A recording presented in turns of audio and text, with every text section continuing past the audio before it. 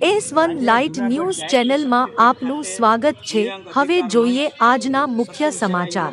તમને કેમ લાગે અને મનસુખભાઈએ એ વાતને વધાવી અને ત્યાર પછી રમેશભાઈ અને મનસુખભાઈ બંને ત્યાંથી અહીંયા મંદિરે આવ્યા અને આ મંદિરના હોય ત્યારે હું તૈયાર છું, આ સંસ્થા તૈયાર છે।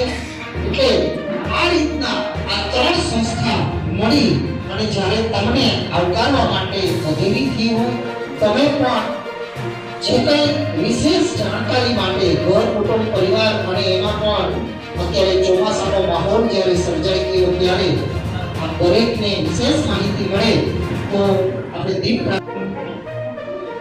પુરોહિતબેન તેમજ નરેશભાઈ, અમુદાનભાઈ, વિક્રમભાઈ ગઢવી તેમજ અમારા સત્યમ કે આ લોકોને રાહ જોવી પડે, સમય બરબાદ થાય એટલે આપણે શક્ય એટલું કામ કરીએ છીએ। અમારે એક જ ઓફિસ એવી છે કે અમે આ કોઈ વખાણવાની નહીં, તમે અનુભવેલો છે કે અમે ફોર્મે ભરી દઈએ।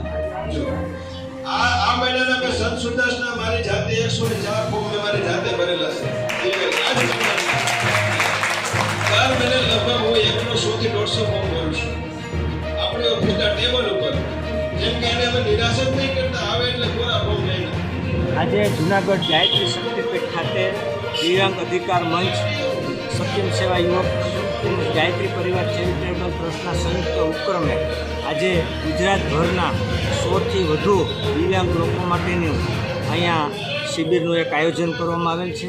સરકાર તરફથી જે મળતા લાભો છે, ખાસ કરીને દિવ્યાંગોને મળતા લાભો સરકાર તરફથી મેરેજ હોય, વિકલાંગ હોય ને એને સરકારના જે યોજના હોય ને બીજી અન્ય કોઈ સહાય મળતી હોય અથવા આજે વિશ્વ યોગ દિવસની ઉજવણી